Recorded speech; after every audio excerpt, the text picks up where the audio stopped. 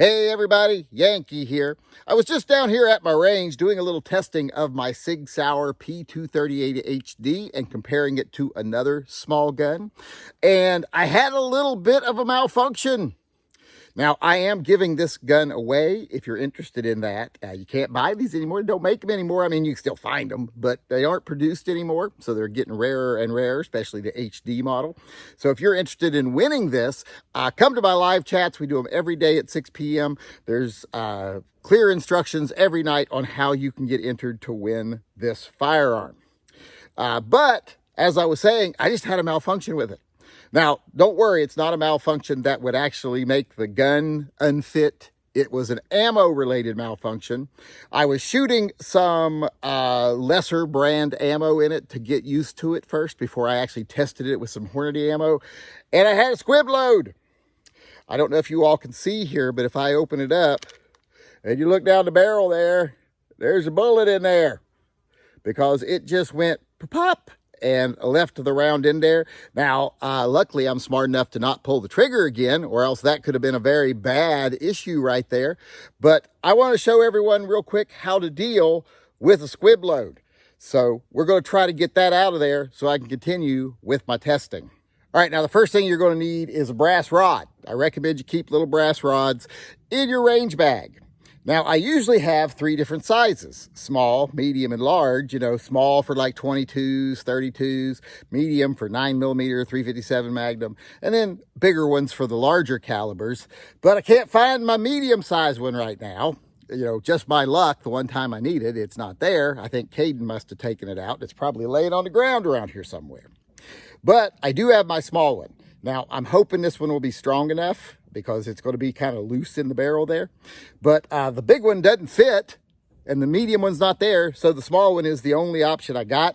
So I'm going to try to deal with this here at the range with the small one. Now, luckily, I don't have to take the barrel out in this case because the round is wedged way back at the beginning of the barrel. It's just right outside of the actual chamber there. So it's going to be best to back it out that way. Everybody I see always tries to back it out the other way. It's better to back them out that way if you can, because like I said, you don't even got to take the barrel out of the gun and you have the gun to hold on to while you're doing it.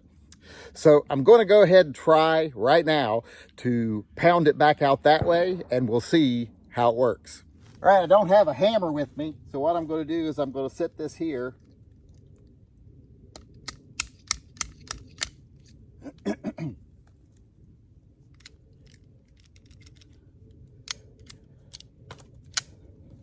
And it pounded right out.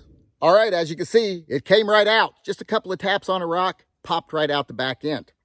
Now, that's usually the case. They're usually not that hard to get out. It's not like they lodge themselves in there super hard, especially not a squib load, because it didn't go in there full force. And let's face it, bullets are made to be able to go down the barrel. If they met too much resistance, they wouldn't come out the other end very well. So usually not that hard to get them out. When it becomes a real problem is usually when someone fires another round and their gun doesn't actually blow up. Let's say it's also a squib load and it impacts the back of the other bullet, spreading it out, locking it in place in there. That's when it's usually more difficult to get them out.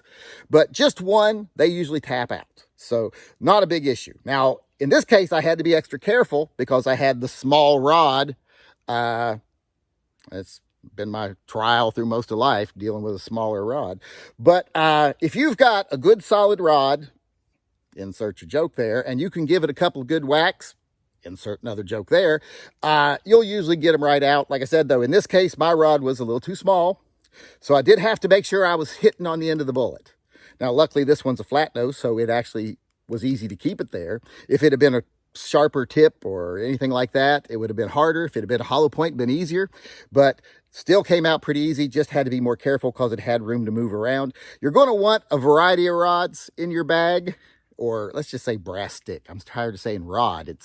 I almost giggle every time I do.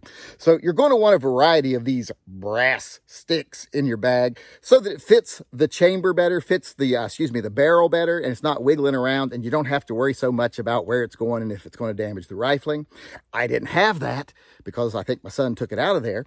But in this case, the smaller one for the 22 worked just fine. It came out, like I said, just a couple of whacks on a rock. So if you're ever out in the field and you have a squib load, if it's to the chamber side of the barrel, you don't even got to take the barrel out, just tap it out with your little rod. Hopefully you have the right size rod. If it's towards the other end, you might have to take the barrel out, just grab the barrel, bang it. Once again, this is getting to be a very innuendo-filled video. Just tap it on a rock with the rod in there, and it should pop right out, and you can get back to shooting. A squib load doesn't have to take you down at the range, like I said, if you're prepared, and if you got your little brass sticks in different sizes.